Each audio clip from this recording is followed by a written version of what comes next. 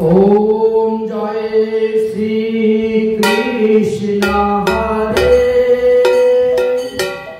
प्रभु जय श्री कृष्ण हरे भक्तों के दुख टारे फल में दूर करे। ओम जय श्री कृष्ण हरे ओम जय श्री कृष्ण हरे ओम जय श्री कृष्ण हरे भक्तों के दुख टारे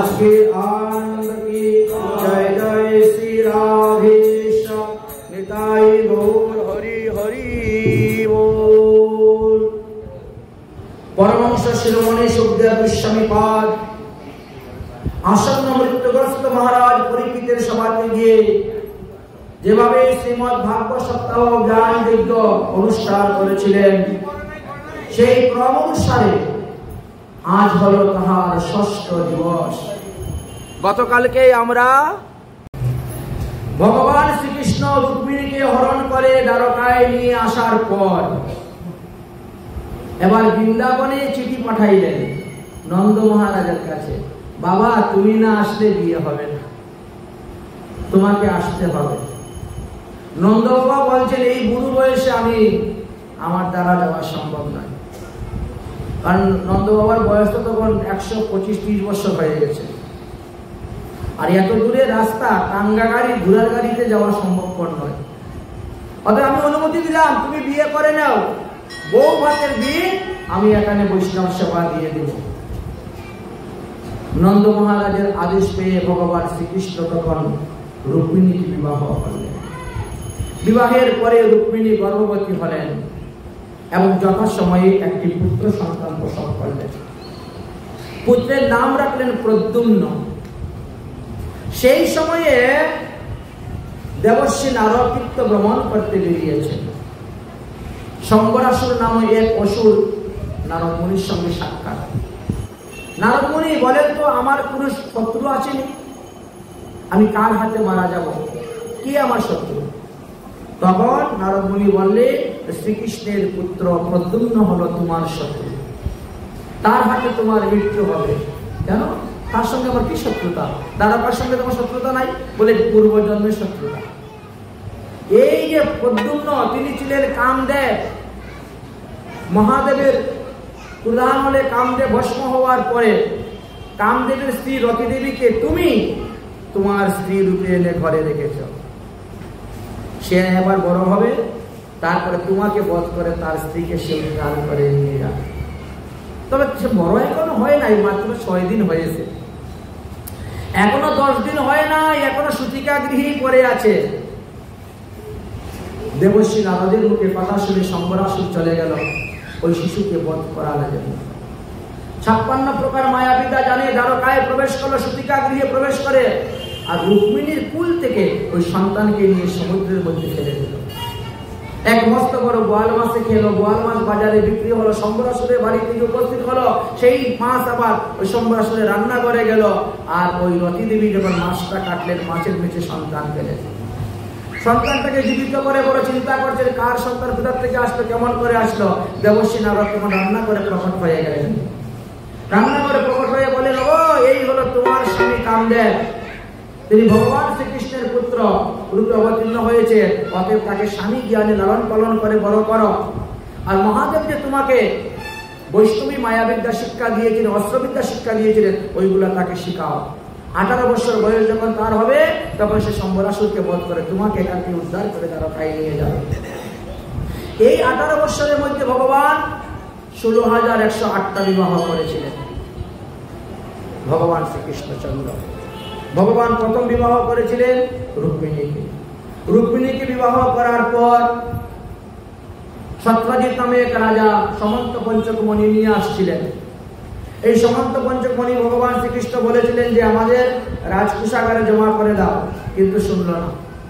সেই মণি নিয়ে বাড়িতে গেল, তার ভাই কোষের মণি নিয়ে ঘুরতে গেল, তার ভাইকে মেরে এক বাঘ পালালো। সে বাঘকে মেরে সিংহ সমন্ত পঞ্চক মণি বিক্রি করে। এত সুন্দর মণি যে প্রতিদিন 8 বার সুবর্ণ প্রসব করে। সেই মণি নিয়ে চলে গেল, সেই সিংহকে বধ করে জাম্বুমান মণি নিয়ে চলে গেল। আর বদনাম হলো ভগবান শ্রীকৃষ্ণের উপরে। সত্যজিৎ রাজা বলে, কৃষ্ণ মণির লোভে আমার ভাইকে বধ করে মণি চুরি করে নিয়েছে। ভগবান এই কলঙ্ক মোচন করার জন্য বহু সৈন্য নিয়ে গেলেন। বনের মধ্যে খুঁজতে খুঁজতে খুঁজতে খুঁজতে তিনি গেলেন। তারপরে তিনি ওই ভালুকরাজ জাম্বুমানের সঙ্গে যুদ্ধ করলেন, 27 দিন যুদ্ধ করলেন। তারপরে তার কন্যাকে বিবাহ করলেন আর সেই যৌতুক রূপে মণি আনলেন, মণি দিলেন, এনে দান করলেন। মণি দান করার পরে সত্যজিৎ রাজা লজ্জিত হলেন। আর এই মণিকে পুনরায় দান করার জন্য সত্যজিৎ রাজা তার কন্যা সত্যভামাকে আবার শ্রীকৃষ্ণের কাছে বিবাহ দিলেন। প্রথম বিবাহ রুক্মিণী, দ্বিতীয় বিবাহ হলো মিত্রবৃন্দা, তৃতীয় বিবাহ হলো সত্যভামা, তারপরে চতুর্থ বিবাহের কথা বললেন। চতুর্থ বিবাহের কথা ভগবান শ্রীকৃষ্ণ শুনতে পারলেন, তিনার বিষাক্ত ভূতের বিবাহ হবে। তাই বিবাহ দর্শন করতে গিয়েছেন, বিষাক্ত ভূত তিনার গলায় মালা দিয়ে দিল, যার ফলে তাকে বিয়ে করে নিয়ে আসছিলেন। নাম ছিল মিত্রবৃন্দা। উজ্জয়িনীতে সেই ভূত থাকতো, বিষাক্ত ভাই বিন্দু অরবিন্দু ছিল ভাই। তারপরে কৃষ্ণ বলরামের কথা শুনলেন। কৃষ্ণ বলরাম নাকি লাক্ষাগৃহে, এই পঞ্চপাণ্ডব লাক্ষাগৃহে পুড়ে মারা গিয়েছেন। সেই সংবাদ শুনে ভগবান শ্রীকৃষ্ণ গেলেন হস্তিনাপুরে। আর সেখানে যাওয়ার পরে তিনি আবার কালিন্দীকে বিবাহ করলেন। কালিন্দীকে বিবাহ করে নিয়ে আসলেন। তারপরে তিনি নাগনাজিতাকে বিবাহ করলেন, নগ্নজিতের কন্যা নাগনাজিতাকে বিবাহ করলেন। আর তারপরে তিনি লক্ষণাকে বিবাহ করেছিলেন। এইভাবে 8 জন ভগবান শ্রীকৃষ্ণের মহাপাটরানী ছিলেন। বৈষ্ণী, জাম্ববতী, সত্যভামা, ভদ্রাশ্চ লক্ষ্মণা, নাগনাজিতা, কালিন্দী, মিত্রবৃন্দা চ ইতি অষ্টপাটরানী। এই অষ্টপাটরানীকে বিবাহ করার পর দেবরাজ ইন্দ্র এসে উপস্থিত হয়েছেন দ্বারকায়। এসে বললেন যে হে ভগবান, নরকাসুর নামে এক অসুর, এ মহাবলবান, এবং সেই 21,000 কন্যাকে একত্রে একদিনে বিবাহ করবে। এই জন্য যেখানে যেখানে যত সুন্দরী কন্যা পায় সব ঘরে ধরে এনে ঘরের মধ্যে বন্দী করে রাখে। এইভাবে সে 16,100 কন্যাকে বন্দী করে রেখেছে। দেবকন্যা, নাগকন্যা, গন্ধর্ব কন্যা, মুনিকন্যা, ঋষিকন্যা, রাজকন্যা, ব্রাহ্মণ, ক্ষত্রিয়, বৈশ্য, শূদ্র, যেখানে যত কন্যা পায় ধরে নিয়ে আসে। এই ব্যক্তি আমার নন্দন কানন দখল করে নিয়েছে, আমার মায়ের কুণ্ডল চুরি করে নিয়েছে। এই ব্যক্তি আরো অন্যান্য অনেক অত্যাচার করতে শুরু করেছে। ভগবান শ্রীকৃষ্ণ তখন সত্যভামাকে নিয়ে গেলেন এবং এই নরকাসুরকে বধ করলেন। নরকাসুরকে বধ করার পরে নরকাসুরের গৃহ থেকে 16,100 যুবতীকে বার করলেন কারাগার থেকে, আর বললেন যাও তোমরা নিজ নিজ বাড়িতে চলে যাও, নিজ নিজ স্বামীর গৃহে চলে যাও। তারা বলল কেউ আমাদেরকে গ্রহণ করবে না, সবাই মনে করবে আমরা অসতী, অতএব কেউ আমাদেরকে গ্রহণ করবে না, সারা জীবন আমাদেরকে এইভাবেই থাকতে পাবে। এটা তুমি তো জানো অন্তর্যামী ভগবান, আর তুমি আমাদেরকে বিবাহ করে আমাদেরকে রক্ষা করো। ভগবান শ্রীকৃষ্ণ তাদেরকে নিয়ে আসলেন, আর নিয়ে এসে এই 16,100 জনকে বিবাহ করলেন। টোটাল হলো ভগবানের 16,108 জন। প্রত্যেক স্ত্রীর গর্ভে 10টা করে পুত্র সন্তান, 1টা করে কন্যা সন্তান জন্ম দিলেন। এই কারণে ভগবান শ্রীকৃষ্ণের 1,61,080টি পুত্র সন্তান ছিল, আর কন্যা 16,108 ছিল। তাদেরকে বিবাহ দিলেন, পুত্র পুত্রাদি হয়ে হতে হতে 56 কোটি যদুবংশ হয়ে গিয়েছিল। যাই হোক, দেবর্ষী নারদ একদিন আসলেন, আর দেবর্ষী নারদ এসে আসার সময় কি করলেন, স্বর্গ থেকে পারিজাত পুষ্প নিয়ে আসলেন। সেই পারিজাত পুষ্প ভগবান শ্রীকৃষ্ণকে দিয়েছিলেন। পারিজাত পুষ্প ভগবান শ্রীকৃষ্ণ দিয়েছে রুক্মিণীকে, আর ওটা দেখে ফেলেছে সত্যভামার দাসী 2 জন। সত্যভামাকে গিয়ে বলেছে, ওগো সত্যভামা, কৃষ্ণ শুধু মুখে মুখে বলে তোমাকে সব থেকে বেশি ভালোবাসে, কিন্তু মিথ্যে কথা, সব থেকে বেশি ভালোবাসে রুক্মিণীকে। বলে তোরা কেমন করে বুঝলি? বলে দেবর্ষী নারদে দেওয়া পারিজাত ফুল তোমাকে না দিয়া ওকে দিয়েছে, এখানেই প্রমাণিত হয়ে গেছে। সত্যভামা তখন রাগ করলেন, মানিনী হয়ে গেলেন। সেই মান ভঞ্জন করার জন্য ভগবানকে যেতে হলো স্বর্গে, ইন্দ্রের সঙ্গে যুদ্ধ করতে হলো। ইন্দ্রকে পরাজিত করে পারিজাত বৃক্ষ উৎপাটন করে তুলে আনলেন, আর এনে সত্যভামার ঘরের দরজার সামনে রোপণ করতে হলো। সত্যভামার ঘরে দরজার সামনে রোপণ করার পরে দেবর্ষী নারদ আসলেন, আর দেবর্ষী এসে বললেন, ওগো দেবী, তুমি যদি এই গাছের নিচে 1 মাস ব্রত করতে পারো, আর ব্রতের শেষের দিন যদি কৃষ্ণকে গাছের মধ্যে বেঁধে দান করতে পারো, তাহলে পরজন্মে কৃষ্ণই একমাত্র তোমার স্বামী হবে, আর কেউ কৃষ্ণকে স্বামী রূপে পাবে না। এখন তো 16,108 সতীনের ঘর, অতএব আগামী জন্মে যে তুমি একা কৃষ্ণকে পাবে, আর কেউ পাবে না, যদি এই ব্রত করতে পারো। এই ব্রতের নাম উমা ব্রত। সেই লুমের মধ্যে পড়ে তখন সত্যভামা এই ব্রত আরম্ভ করেছিলেন। 1 মাস ব্রত করার পরে স্বামীকে গাছের মধ্যে বেঁধে দান করলেন। দেবর্ষী নারদ স্বস্তি স্বস্তি স্বস্তি স্বস্তি বলে গ্রহণ করে নিলেন গোবিন্দকে। গোবিন্দ রহিতে পারিবে না আর দ্বারকার ভিতরে, চলো তুমি আমার সঙ্গে, আজ থেকে গোবিন্দ তুমি আমার হইলে। সত্যভামা অকাতরে তোমাকে দান করেছে, অতএব তুমি আমার, চলো। ভগবান শ্রীকৃষ্ণ রওনা হয়ে গেছেন দেবর্ষী নারদের পিছনে। এবার রুক্মিণী আদি 16,107 তারা এসে বাধা দিচ্ছেন, আমরা তো স্বামীকে দান করি নাই, অতএব আমাদের স্বামী ফেরত দাও। দেবর্ষী নারদ বলছে, আমার সঙ্গে ঝগড়া করিও না, সত্যভামার সঙ্গে ঝগড়া করো, সে দান করলো কেন? দানের বস্তু আমি ফেরত দিব না, আমি যেটা দান পেয়েছি সেটা নিয়ে যাবো। সত্যভামা এসে বললেন, দানের বিনিময়ে অন্য কিছু দিব। বললেন, তাহলে ভগবান শ্রীকৃষ্ণকে ওজন করে ততগুলো সুবর্ণ দাও, তাহলে তোমার দিয়ে দেবো ফেরত। কিন্তু সুবর্ণ দিতে গিয়ে ভগবান বিশ্বাম্বর মূর্তি হয়ে বসে গেলেন। শশা করা পৃথিবীর সমস্ত সুবর্ণ দিলেও, সবকিছু দিলেও ভগবানের সমালোচনা হয় না। বড় চিন্তার মধ্যে পড়ে গেলে কাঁদতে শুরু করলেন। তখন উদ্ধব আসলেন। উদ্ধব এসে বললেন, তোমরা কি জানো না, ভগবান শ্রীকৃষ্ণ সবসময় বলছেন, আমি হইতে আমার নাম বড়, আমি হইতে আমার নাম ভারী। অতএব সুবর্ণ দিয়ে ভগবানকে ওজন করা যাবে না, ওজন করতে গেলে ভগবানের নাম দিয়ে করো। তুলসী পাতা নিয়ে আসো, আর তুলসী পাতার মধ্যে হরে কৃষ্ণ মহামন্ত্র লিখে পাল্লার উপরে তুলে দাও। যখন তুলে দিলে তখন ভগবান উপরে উঠে গেলে তুলসী পাতা ভারী হয়ে গেল, হরিনামটা ভারী হয়ে গেল। সেই হরিনাম নিয়ে দেবর্ষী নারদ রওনা হয়ে গেলেন। আর সেই দেবর্ষী নারদ কলিযুগে এসে শ্রীবাস পণ্ডিত রূপে অবতীর্ণ হইলেন। তিনি বঙ্গদেশে অবতীর্ণ হয়েছিলেন, শ্রীহট্ট বিহানি বাজার নামক স্থানেতে। পরবর্তী সময়ে তিনি নবদ্বীপে আসেন, আর জগন্নাথ মিশ্রের মহাপ্রভুর বাড়ি থেকে একটু দূরে তিনি বাড়ি তৈরি করেন, সেখানে অবস্থান করেন। মহাপ্রভু অবতীর্ণ হওয়ার পরে ওই শ্রীবাসের অঙ্গন থেকে ওই হরিনাম বের করে সারা বিশ্বে বিতরণ করেছেন। যাই হোক, এইভাবে ভগবান লীলা করলেন।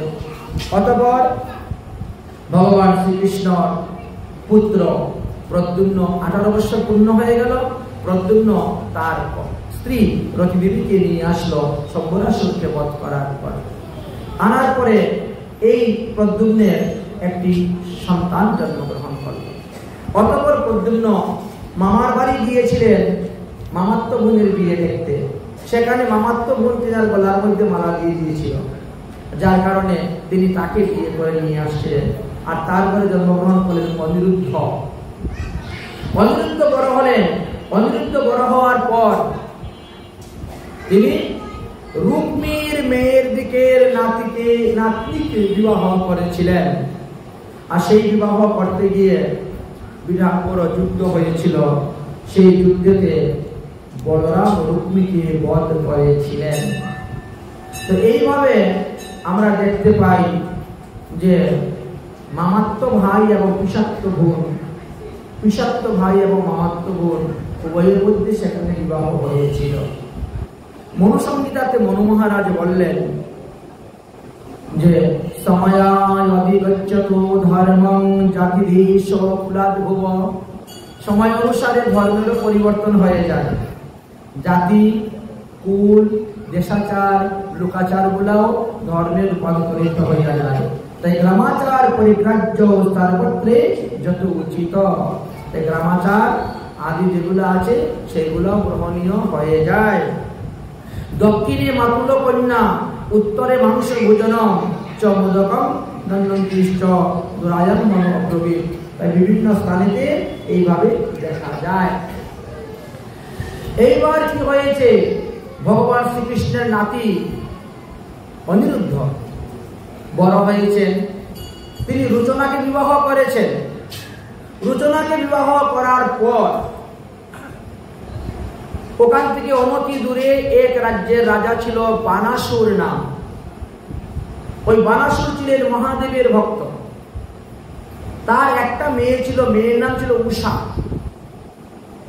বানাসুর এত বড় ভক্ত ছিলেন যে মহাদেবকে তিনি ভক্তি দ্বারা বশ করে ফেলেছিলেন। একবার শিবরাত্রি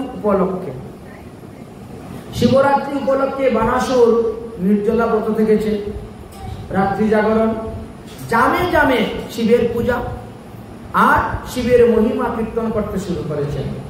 হে শম্ভু তেরি মন্দির হামে দর্শন পাতে আয়ে, হে শম্ভু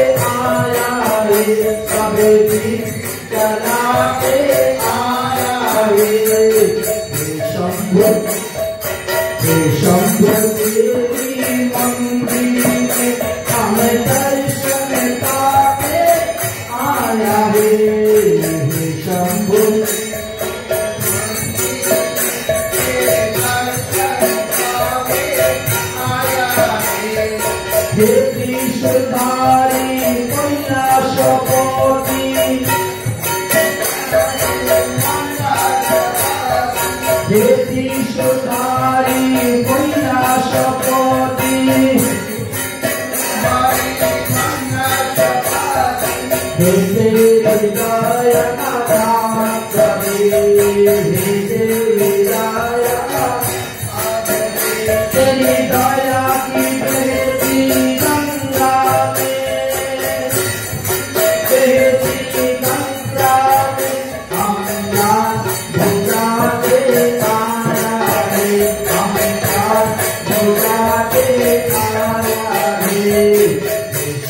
तेरी मंदिर में हम दर्शन पाते आया है शंभु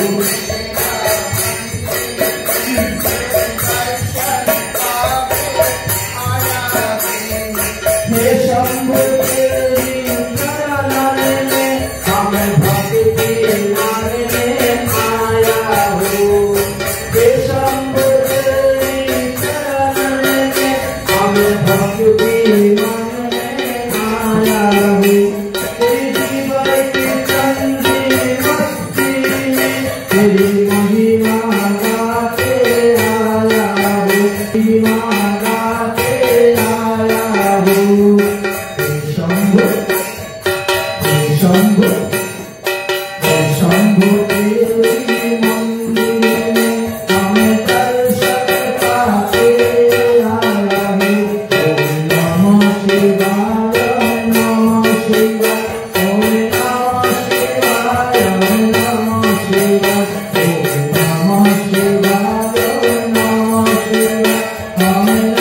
शिवाय नमः शिवाय ओम नमः शिवाय हर हर महादेव शंभु उमापति पार्वती पति महिमा कृष्ण पदाब्जे भक्ति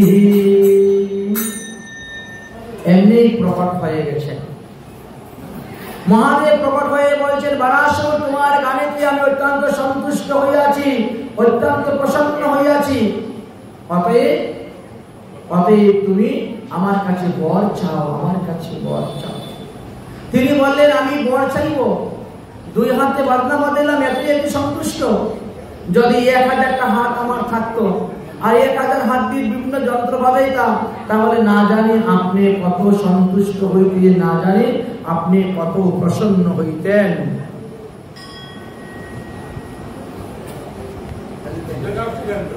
তো এইভাবে বানাসুরকে বর প্রদান করলেন সহস্র হস্ত বানাসুর তখন অত্যন্ত প্রসন্ন হয়ে গেলেন সন্তুষ্ট হয়ে গেলেন 1000টা হাত পেলেন 1000 হাত দিয়ে বিভিন্ন যন্ত্র বাজাতে শুরু করেছেন আর সেই যন্ত্রের দ্বারা সন্তুষ্ট হয়ে মহাদেব তাণ্ডব নৃত্য করলেন বানাসুর আমি তোমাকে আরো বর দিব তুমি বর চাও বলে তাহলে আপনি দরজার দারোয়ান ভাই আমার ঘরে বসে থাকুন আমাকে যদি কেউ মারতে না পারে আপনি সংহার করতে আপনি মহাদেব তো আপনি যদি আমার দারোয়ানে পরে বসে থাকেন তাহলে তো আমি অমর হয়ে গেলাম আমাকে কেউ মারতে পারবে না মারতে আসবে না মহাদেব বলছে তথাস্তু আমার দেহের মধ্যে যতক্ষণ প্রাণ আছে ততক্ষণ আমি তোমাকে রক্ষা করে যাব কেউ তোমাকে মারতে পারবে না আমি তোমাকে পার্শ্বদ করে তোমাকে কৈলাসে নিয়ে যাব কত বড় দাঁড়িয়ে দিয়েছে দরজার দারোয়ান হয়ে বসে আছে এবার 1000টা হাত নিয়ে চলা ফেরা উঠা বসা খাওয়া দাওয়া কত কষ্ট বলেন তো এসে বলে প্রভু আমি হাতগুলো না একদম বুঝা হয়ে গেছে আমি আর পাচ্ছি না কি করা যায় মহাদেব বলেন চিন্তা করিস না তোমারই রথের ধ্বজা যেদিন মাটিতে পড়বে সেই দিন এক ব্যক্তি আসবে আর সে এসে তোমার সঙ্গে যুদ্ধ করে তোমার 996টা হাত কেটে ফেলে দিবে মাত্র 4টা হাত তোমার থাকবে আর এই 4 হাতে আমি তোমাকে আমার কৈলাস ধামে নিয়ে যাবো পার্শ্বদ ব্যাপারে চিন্তা করিও না তো প্রতিদিন ঘুম থেকে উঠে একবার দেখে রথের ধ্বজা তো আর পড়ে না এইভাবে হতে হতে হতে হতে বহুদিন গত হয়ে গিয়েছে তার কাছে যেমন এগুলো একটা ভার এদিকে ভগবান শ্রীকৃষ্ণের নাতি অনিরুদ্ধ কে স্বপ্নে দেখেছে ওই রাজার কন্যা উষা এই বান রাজার কন্যা উষা স্বপ্নে দেখে তিনার সখী চিত্রলেখাকে বলছেন তুই যেভাবে হোক ওই পুরুষকে নিয়ে আয় ওই পুরুষ ছাড়া আমি দ্বিতীয় কাউকে বিবাহ করব না সখী চিত্রলেখা ছিলেন একজন বিরাট বড় তান্ত্রিক এবং তিনি তিনার তন্ত্রবিদ্যার দ্বারা মায়াবিদ্যার দ্বারা আকাশমার্গে উড়ে গেলেন আর দ্বারকা থেকে পালঙ্কের মধ্যে শয়ন করে আছে তাকে সেখান থেকে তুলে নিয়ে চলে আসলেন এনে উষার কাছে রেখে দিলেন ঘুমের থেকে উঠে তিনি বলছেন আপনি কে উষা বলছে আমি বান রাজার কন্যা উষা। আমি এখানে কেমন করে আসলাম? আমি তো দ্বারকায় ছিলাম আমার স্ত্রীর কাছে। বলে আজকে থেকে আমি তোমার স্ত্রী, তুমি আমার মনোবাসনা পূর্ণ করে এখান থেকে পালিয়ে যেতে পারবে না। তবে এখান থেকে পালিয়ে যাওয়ার চেষ্টা করিও না, আমার মনোবাসনা পূর্ণ করো। উষার মনোবাসনা পূর্ণ করতে গিয়ে উষা গর্ভবতী হয়ে গেলেন। একদিন এক ধূপার কন্যা গিয়েছে কাপড় চোপড় আনতে ধোয়ার জন্য। লক্ষণগুলা দেখে তিনি এসে বললেন রানীকে, রানীমা তোমার মেয়ের তো এখনো বিবাহ হয় নাই, কিন্তু তোমার মেয়ের শরীরে লক্ষণ দেখে মনে হচ্ছে তিনি সন্তান সম্ভাবনা। এত বড় সমস্যা, কি আমার না কন্যাকে এরকম করলো? উনি বানটা দেখে বলে দিয়েছেন। রাজা বানাসুর সদল বলে গিয়ে উপস্থিত হলেন, আর ভগবান শ্রীকৃষ্ণের নাতি অনিরুদ্ধের সঙ্গে যুদ্ধ করতে শুরু করলেন। অনিরুদ্ধ একজন মহারথী ছিলেন, একা 1 লক্ষ যোদ্ধার সঙ্গে যুদ্ধ করতে পারতেন। একদিকে 1 লক্ষ যোদ্ধা অস্ত্র নিয়ে দাঁড়িয়ে আছে, আর উনি একা একদিকে যুদ্ধ করতে পারতেন, তারপরে জয়লাভ করতে পারতেন। এত বড় বীর তিনি ছিলেন। তো সেই সময়ে উনি যুদ্ধ করতে শুরু করেছেন। বানাসুরের বহু সংখ্যক সৈন্য মেরে দিয়েছেন। তখন বানাসুর কি করলো? বরুণ পাশ দ্বারা বন্ধন করে দিল, কারাগারে বন্দী করে রেখে দিল নাগ পাশে। তখন চিৎকার করতে শুরু করেছে, আমার স্বামীকে ছেড়ে দাও, স্বামীকে ছেড়ে দাও, কিন্তু ছাড়লো না। দেখতে দেখতে 4 মাস গত হয়ে গেল, কোনো খবর নেই। দেবশ্রী নারদ একদিন দ্বারকায় উপস্থিত হয়েছে। রুচনা কান্নাকাটি করে বলছেন, দেবশ্রী নারদ আমার স্বামীকে খুঁজে পাচ্ছি না, 4 মাস হয়ে গেল। তখন দেবশ্রী নারদ বললেন যে তোমার স্বামী বানাসুরের রাজ্যে বন্দী আছে, অতএব তাকে উদ্ধার করতে হবে। ভগবান শ্রীকৃষ্ণ নাতিকে উদ্ধার করার জন্য তিনি রওনা হলেন। বহু সংখ্যক সৈন্য নিয়ে রওনা হয়েছিলেন, আর ওই সমস্ত সৈন্যদেরকে নিয়ে এসে আরম্ভ করলেন যুদ্ধ। সেই যুদ্ধতে মহাদেব শ্রীকৃষ্ণের সঙ্গে যুদ্ধ করেছিলেন, কার্তিক শ্রীকৃষ্ণের সঙ্গে যুদ্ধ করেছিলেন, মহাদেবের তাল বেতাল ডাকিনী যোগিনী শাকিনী আদি সবাই এসেছিল যুদ্ধ করতে। তথাপিও ভগবান সবাইকে পরাজিত করেছিলেন। মহাদেবকে জম্বুক বাণ দিয়ে নিবৃত্ত করে ফেলে দিয়েছিলেন। বানাসুরের 496টা হাত কেটে ফেলে দিয়েছিলেন। তারপরে মহাদেব ভগবান শ্রীকৃষ্ণের চরণে শরণাপন্ন হলেন, তবে গিয়ে সে রক্ষা পেলেন। এই এক নাতির বিবাহতে যুদ্ধ করতে গিয়ে ভগবান শ্রীকৃষ্ণের 25,47,270 জন লোক মারা গিয়েছিল নাতির বিয়েতে। এই অনিরুদ্ধ এবং উষা বিবাহকে কেন্দ্র করে যে যুদ্ধ হয়েছিল, সেই যুদ্ধে দ্বারকার সৈন্য 25,47,270 জন মারা গিয়েছিলেন। তারপরে সেখান থেকে অনিরুদ্ধকে বিবাহ করে উষাকে নিয়ে আসলেন, আর সেই অনিরুদ্ধ এবং উষার গর্ভ থেকে জন্মগ্রহণ করলেন বজ্রনাভ, যে বজ্রনাভ মথুরার রাজা হয়েছিলেন। এই হলো ভগবানের শেষ বংশধর, এই বজ্রনাভের কথা আলোচনা করা আছে। যাই হোক, ভগবান শ্রীকৃষ্ণের এইভাবে অনন্ত অনন্ত লীলা ভগবান করেছিলেন। একদিন দ্বারকার বালকগণ সব খেলাধুলা করতেছে, খেলতে খেলতে খেলতে খেলতে বন হইতে উপবনে চলে গেছে, তারা জঙ্গলে। খুব জল পিপাসা লেগেছে। তখন তারা জল পান করার জন্য কুয়াতে গিয়ে জল পান করবে। কিন্তু কুয়াতে যাওয়ার পরে দেখে এক মস্ত বড় গিরগিটি কুয়ার মধ্যে পড়ে আছে, মাথা নিচের দিকে দিয়ে, পা দুটো উপর দিকে দিয়ে পড়ে আছে। অনেক কানাকানি করেছে তারা, কিন্তু গিরগিটিকে তুলতে পারছে না। ভগবান শ্রীকৃষ্ণের কাছে গিয়ে বলছেন, দাদু দাদু, আমাদের কুয়ার মধ্যে এক মস্ত বড় গিরগিটি পড়ে আছে। ভগবান শ্রীকৃষ্ণ আসলে বামাত দিয়ে ধরলেন, টান দিয়ে তুলে ফেললেন। ভগবান শ্রীকৃষ্ণের হস্তস্পর্শের দ্বারা ওই গিরগিটি তখন গিরগিটি দেহ ত্যাগ করিয়া দিব্য রূপ ধারণ করলো, এক সিদ্ধ পুরুষ রূপ ধারণ করলো। ভগবান শ্রীকৃষ্ণ তখন দ্বারকাবাসীদেরকে শিক্ষা দেওয়ার জন্য জিজ্ঞাসা করছেন, হে গিরগিটি, তুমি কে? তুমি কিছুক্ষণ আগে গিরগিটি ছিলে, এখন কেন তুমি এইরকম রূপ ধারণ করলে? তাহলে তুমি কে ছিলে? কার অভিশাপে, কোন কারণে তুমি গিরগিটি রূপ ধারণ করেছিলে, আর কেমনই বা উদ্ধার হইলে? তখন এই গিরগিটি বললে, আমার নাম ছিল নিগরাজা। আমি যে আমার জীবনে কত গাভীদান করেছি, গরুদান করেছি, তা কেউ গণনা করে বলতে পারবে না। কিন্তু গরুদান করতে গিয়ে একবার আমার একটা ভুল হয়েছিল। আমি একটা গাভী সবলাস্য নামক গাভী ছিল। এই গাভী আনন্দ দেশের ব্রাহ্মণকে আমি দান করেছিলাম। আর তারপরে সেই গাভী সেখান থেকে কেমন করে চলে আসে আর এসে আমার গাভীর দলের মধ্যে মিশে যায়। আমি তারপরের দিন এই গাভীটাকে আবার দান করে দিয়েছিলাম পুষ্কর দেশের ব্রাহ্মণের কাছে। আর পুষ্কর দেশের ব্রাহ্মণ যখন গাভী নিয়ে যাচ্ছে, আনন্দ দেশের ব্রাহ্মণ গাভী খোঁজার জন্য বেরিয়েছে। রাস্তার মধ্যে দেখে এ বলছে এটা আমার গাভী, ও বলছে এটা আমার গাভী। ও বলছে কালকে আমাকে রাজা দান করেছে, ও বলছে আজকে আমাকে রাজা দান করেছে। তাই নিয়ে তাদের মধ্যে ঝগড়া শুরু হয়ে গেল। আমার কাছে তারা আসলো, আমি সিদ্ধান্ত করলাম যে যে কোনো একজনের গাভীর সত্তা ত্যাগ করে দিন। যিনি গাভীর সত্তা ত্যাগ করবেন তাকে আমি 1 লক্ষ গাভী দান করব। কিন্তু তিনি গাভীর সত্তা ত্যাগ করলেন। দুজনেই রাগ করে ঝগড়াঝাটি করে গাভীটাকে আমার কাছে রেখে দিয়ে চলে গেলেন। এটি হলো আমার অপরাধ। সদত্তা পরদত্তা বা ব্রাহ্মণ বৃত্ত হয়েছ।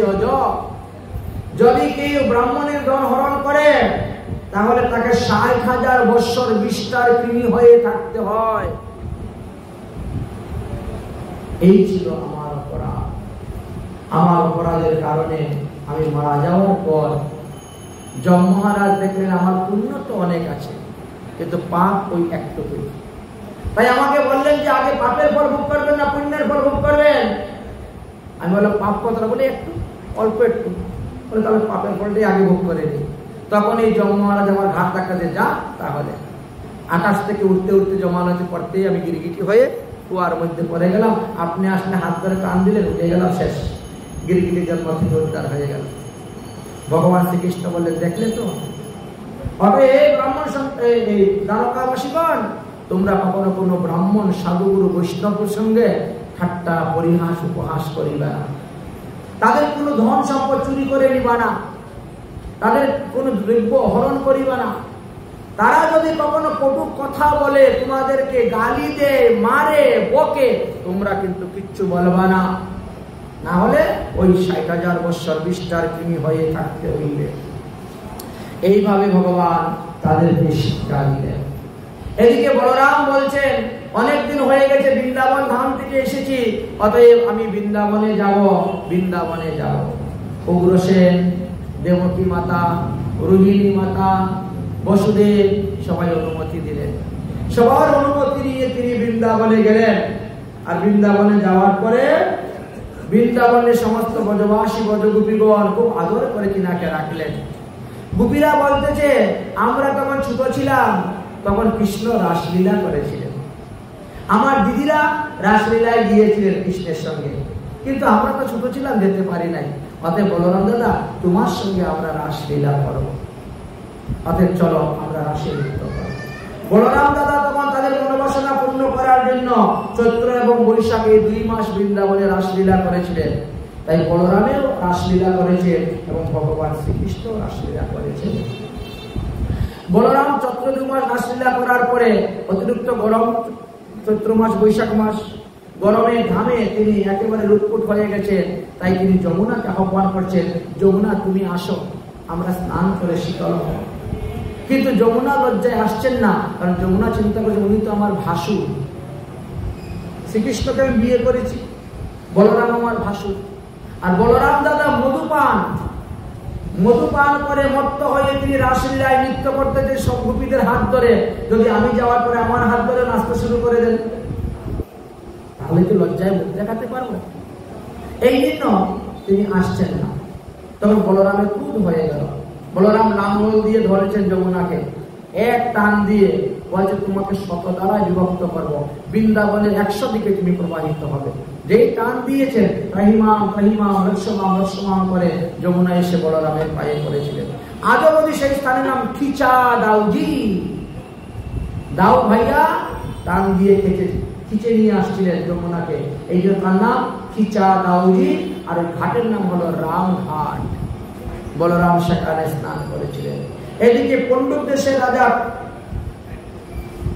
করুর দেশের রাজা পন্দ্রু, তিনি কাশীর রাজ সঙ্গে বন্ধুত্ব করে ভগবান শ্রীকৃষ্ণের কাছে একটা পত্র লিখেছিলেন যে কৃষ্ণ হলেন নকল আর তিনি হলেন আসল বাসুদেব। অতএব কৃষ্ণকে বাসুদেব নামটাকে মুছে ফেলার জন্য পত্র লিখেছিলেন। আর যদি না লিখো করো তাহলে আমার সঙ্গে যুদ্ধ করো। ভগবান শ্রীকৃষ্ণ তাদের সঙ্গে যুদ্ধ করলেন, তাদেরকে বধ করলেন। তাদেরকে বধ করার পরে কাশী রাজার পুত্র সুদুক্তি সে কৃষ্ণকে বধ করার জন্য বেবিচারী যুদ্ধ করলেন, মহাদেবের উপাসনা করলেন। সেই যুদ্ধটি কীর্তানর উঠল এবং সেই কীর্তানর দ্বারকায় গেল দগ্ধ করার জন্য। ভগবান শ্রীকৃষ্ণ সুদর্শন চক্র ছেড়ে দিলেন। সেই সুদর্শন চক্র কীর্তানরকে বধ করার পরে সমস্ত সেই কাশীধাম পুড়িয়ে দগ্ধ করেছিলেন, যার কারণে কাশী থেকে মহাদেব চলে গেলেন ভুবনেশ্বরে। তারপরে হলো দ্বিবিধ বানর, যে বানরের শরীরের মধ্যে 10,000 সিংহের বল ছিল, সেই বানর উৎপাত করতে শুরু করলো। বলরাম দাদা তখন ওই বলরাম এই দ্বিবিধ বানরের সঙ্গে যুদ্ধ করলেন, আর যুদ্ধ করে তাকে সেখানে বধ করলেন। এইভাবে ভগবান শ্রীকৃষ্ণ অনন্ত অনন্ত লীলা করেছেন। এদিকে দেবর্ষী নারদ মনে মনে চিন্তা করলেন, মানুষের একটা থেকে দুটা যদি স্ত্রী থাকে তাহলে সংসারের মধ্যে কি অশান্তি। আর ভগবান শ্রীকৃষ্ণ 16,108 জন স্ত্রী নিয়ে কেমন করে রাজত্ব করে দেখি তো।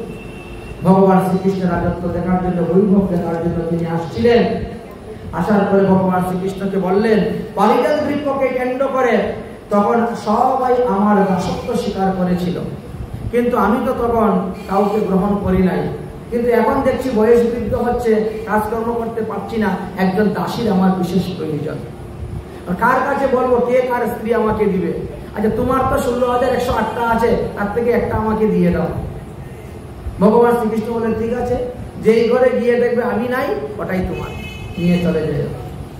দেবর্ষী নারদ তো খুব মনে আনন্দে দৌড়তে শুরু করেছে। এখন যে ঘরে যায় সেই ঘরে থেকে ভগবান শ্রীকৃষ্ণ সারাদিন পাগলের মতো দৌড়তে দৌড়তে দৌড়তে দৌড়তে ক্লান্ত পরিশ্রান্ত হয়ে গেল, কিন্তু যেখানে যায় সেখানেই দেখে ভগবান, যেখানে যায় সেখানেই দেখে ভগবান। কারণ ভগবান 16,108টি রূপ ধারণ করে তিনি প্রত্যেকের ঘরেতে অবস্থান করতেন। এদিকে ভগবান শ্রীকৃষ্ণ সুদাম একটা বিরাট বড় সভা তৈরি করেছিলেন দ্বারকাতে, তার নাম হলো সুধর্ম সভা। যে সভাটা পৃথিবীর মধ্যে দ্বিতীয় আর কোথায় ছিল না, একটা আশ্চর্য সভা গৃহ ছিল। যে গৃহীতে যতক্ষণ থাকবে ততক্ষণ ক্ষুধা লাগবে না, পিপাসা লাগবে না, জরা ব্যাধি আসবে না, মৃত্যু হইবে না, এমন একটা গৃহ তৈরি করেছিলেন। এর নাম হলো সুধর্মা সভা গৃহ। সেই সুধর্মা সভা গৃহতে ভগবান শ্রীকৃষ্ণ একদিন উদ্ধবকে নিয়ে গিয়ে অবস্থান করছেন। শুরু হয়েছে গান বাজনা নৃত্য। এমন সময় এক ব্যক্তি দরজার সামনে এসে উপস্থিত হয়ে বলছে, আমি জরাসন্ধর রাজ্য থেকে, কারাগার থেকে পালিয়ে এসেছি, অতএব ভগবান শ্রীকৃষ্ণের সঙ্গে আমি দেখা করতে চাই, বিশেষ জরুরি কথা আছে। দারোয়ান বললেন, আপনি দরজায় দাঁড়ান, সুধর্মা সভায় প্রবাসের সকলের অধিকার নাই, ওখানে কার্য শেষ হবে, তারপরে তিনি আসবেন, তবে কি হবে। বলে, না, তত সময় আমি দিতে পারছি না, আমি কারাগার থেকে পালিয়ে এসেছি, আমি শ্রীকৃষ্ণের চরণে শরণাপন্ন হতে এসেছি, তাড়াতাড়ি সংবাদ দিল। ভগবানকে সংবাদ দিলে ভগবান বলছে, নিয়ে আসো সুধর্মা সভার ভিতরে। সুধর্মা সভার ভিতরে যাওয়ার পরে বললেন, আপনি কে, কেন এসেছেন, আমি আপনার কি সাহায্য করতে পারি। তখন ওই দূত বললেন যে জরাসন্ধ একটা বেবিচারী যজ্ঞ করবে 21,000 নরবলি দিয়ে, 21,000 নরবলি দিয়ে একটা যজ্ঞ করবে। তার মধ্যে 20,800 জন বন্দী হয়ে গেছে, আর 200 লোককে ধরে আনতে পারলে তার যজ্ঞ অনুষ্ঠান শুরু হয়ে যাবে। অতএব আপনি রক্ষা করুন এই 20,800 লোকের প্রাণ। ভগবানের সঙ্গে কথা বলতে না বলতে সেখানে আবার দেবর্ষী নারদ উপস্থিত। নারায়ণ নারায়ণ। নারদ মুনি কি সংবাদ? বলে, আপনাকে এখনই হস্তিনাপুরে যেতে হবে। কেন? বলে, যুধিষ্ঠির মহারাজ রাজস্ব যজ্ঞ করবেন, অতএব আপনাকে যেতে হবে। ভগবান শ্রীকৃষ্ণ চিন্তার মধ্যে পড়ে গেলেন, এখন আমি কি করব?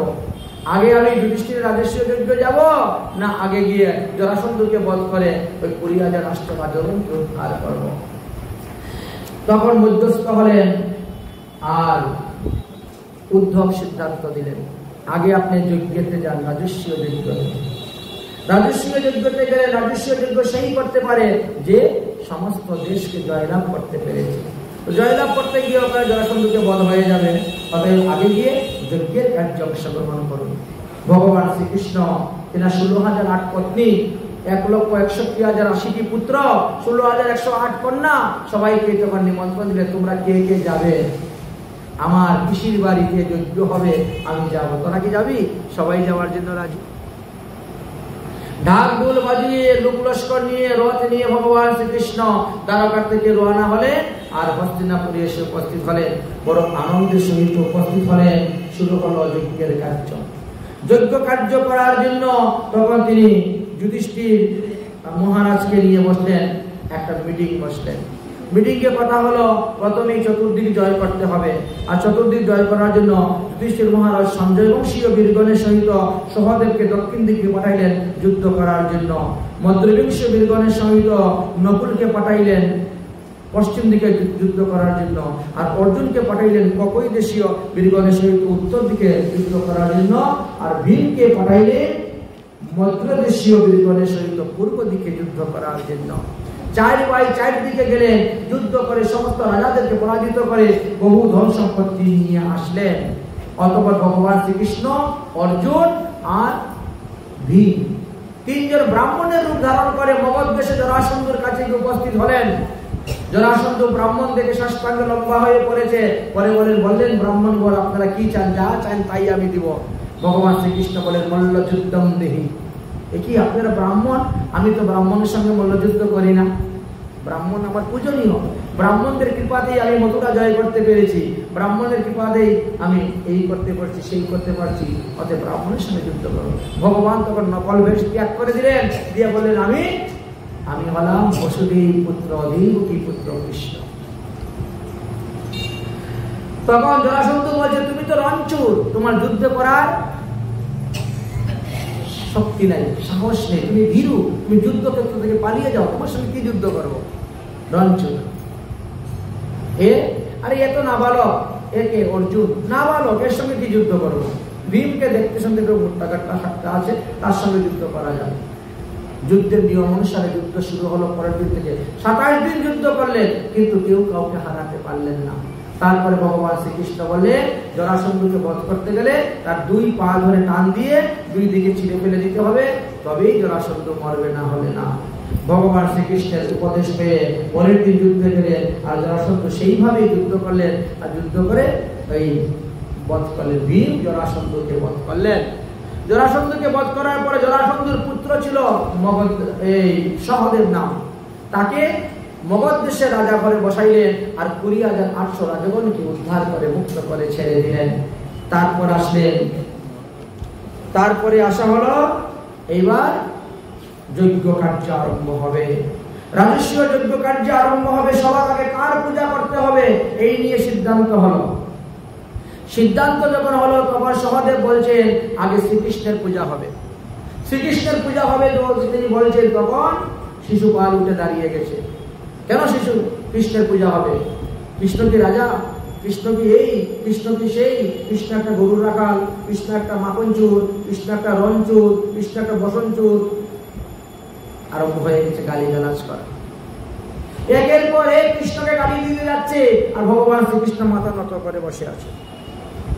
এত বড় যজ্ঞশালায় হাজার হাজার লোক বসে আছে, কেউ কোনো প্রতিবাদ করছে না। তখন বলরাম উঠে দাঁড়িয়ে গেছেন। বলরাম বলছে কানাই, তোকে যে এতক্ষণ ধরে গালি দিচ্ছে আর তুই চুপচাপ বসে আছিস, কিছু বলছিস না। কৃষ্ণ বলছেন দাদা আমি চুপচাপ বসে আছি না, আমি বলতেছি সে কটা গালি দিচ্ছে আমার। কটা গালি দিচ্ছে বলছে, কারণ তার মার কাছে আমি প্রতিজ্ঞাবদ্ধ, পিসির কাছে। আমার পিসি বলেছিলেন আমার পুত্রের শত অপরাধ ক্ষমা করিস বাবা। আমি বলছি দাদা তাই 100 বার গালি দেব, আমি 100টা ক্ষমা করে দেবো, কিন্তু 101টা যখন গালি দিবে তখনই আমি তার শিরচ্ছেদ করবো। কিন্তু তারপরেও সে সাবধান হলো না, কৃষ্ণকে গালি দিল। ভগবান শ্রীকৃষ্ণ সুদর্শন চক্র ছেড়ে দিলেন, আর সেই সুদর্শন চক্রে গিয়ে শিশুপালের গলা কেটে দিল। শিশুপাল মারা গেলেন। শিশুপালের দেহ থেকে একটি অগ্নিশিখা প্রকট হলো, আর সেই জীবাত্মা প্রকট হয়ে গিয়ে ভগবান শ্রীকৃষ্ণের হৃদয়ের মধ্যে গিয়ে প্রবেশ হয়ে গেল। সবাই দেখে অবাক হয়ে গেলে, এ কি আশ্চর্য কথা। পরীক্ষিত মহারাজ বলল সারা জীবন সাধন ভজন করে জীব পরমাত্মার সঙ্গে মিলতে পারে না, আর শিশুপাল সারা জীবন গালি দিয়ে ভগবানের সঙ্গে মিলে গেল, এ আবার কেমন করে হলো? যতবার গালি দিত ততবার তো কৃষ্ণ শব্দের উচ্চারণ করেছে। যেভাবেই হোক না কেন ভগবানের নাম উচ্চারণ করলেই লাভ, বুঝেছেন? ভগবানের নাম উচ্চারণ করলেই লাভ, তাই তার মুক্তি হয়ে গেল। তাই চারি বর্ণাশ্রমে যদি কৃষ্ণ নাহি ভজে, স্বধর্ম করিলে সে রৌরভে করিয়া মজে। সেই যজ্ঞশালায় ভীম নিলেন রন্ধনের কাজ। যত লোক আসবে সবার রান্নার কাজ আমি করব। সহদেব বললেন আমি সবাইকে সম্মান আদর করে আসুন আসুন বসুন বসুন অভ্যর্থনা করে নিয়ে আসব। অর্জুন বলছেন আমি তাদেরকে মালা চন্দন পরাবো। আচ্ছা।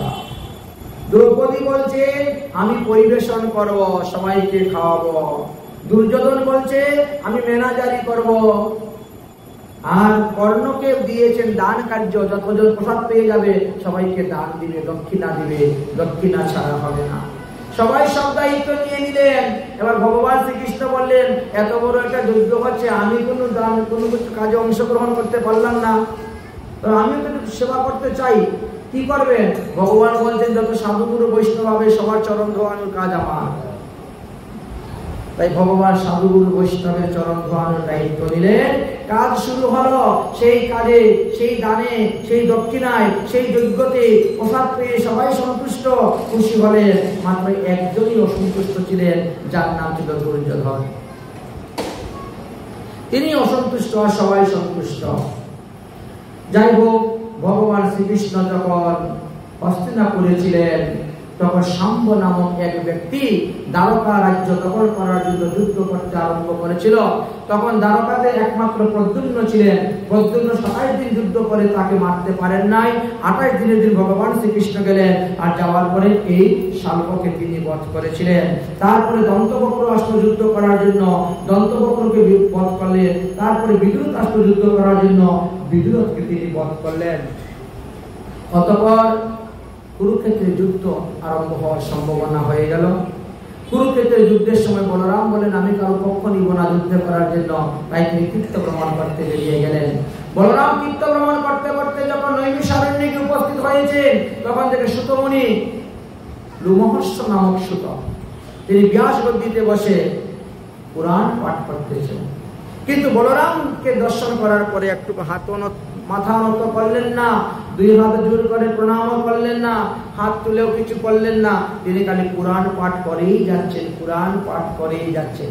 বলরামকে দেখা সত্ত্বেও তিনি আসন থেকে উঠে দাঁড়ালেন না, কোনো কিছুই করলেন না। বলরাম তখন রেগে গেলেন, একটা কুশ হাতে নিয়ে মারতে গেলেন। কুশটাই অমুক অস্ত্র হয়ে গেল, মাথা থেকে দেহটা বিকণ্ঠিত হয়ে পড়ে গেল। মুনি ঋষিগণ বলেন আমরা সবাই আমাদের পরমায়ু দিয়ে উনাকে বসিয়েছিলাম, আর আপনি এসে তাকে বধ করলেন। এখন আমাদেরকে পুরাণ পাঠ কে শোনাবে? আমরা কার মুখ থেকে পুরাণ পাঠ শুনবো? বলে তার ছেলেকে নিয়ে আসেন, তার ছেলেকে আমি শক্তি সঞ্চার করে দিব, আর সেই তোমাদেরকে পুরাণ পাঠ শোনাবে। তখন তিনার ছেলের নাম ছিল উরুশ্রবা। সেই উরুশ্রবাকে নিয়ে আসলেন, এরা তাকেই আশীর্বাদ দিয়ে বর দিয়ে ভগবান বলরাম বসিয়ে দিলেন ব্যাসাসনে, আর তার নাম রাখে সুতমণি। অতএব সুতমণি হলেন আমাদের দুজন, একজন হলেন পুরুষশ্রবা নামক সুতমণি, আর একজন হলেন লোমহর্ষ নামক সুতমণি। ঠিক তেমনি ভাবে সুখদেব ছিলেন 3 জন, একজন হলেন ছায়াসুখ, একজন হলেন লীলাসুখ, আর একজন হলেন ব্যাসদেবীর পুত্র সুখ। তাই গ্রন্থ পড়তে গিয়ে উল্টা পাল্টা লেগে যায় মানুষের, কোন সুত বলছেন কোন সুখদেব বলছেন বোঝা গন্ডগোল হয়ে যায়। যেমন দক্ষ মহারাজ 2 জন, একজন দক্ষের ছিল 16টি কন্যা, আর একজন দক্ষের 60টি কন্যা, 11,000 পুত্র। এই জন্য এই সমস্ত খুব বুঝে শুনে পড়তে হয়। একজনের লীলা কথা চরিত্র কথা আরেকজনের চরিত্র কথায় ঢুকিয়ে দিলে গন্ডগোল হয়ে যাবে।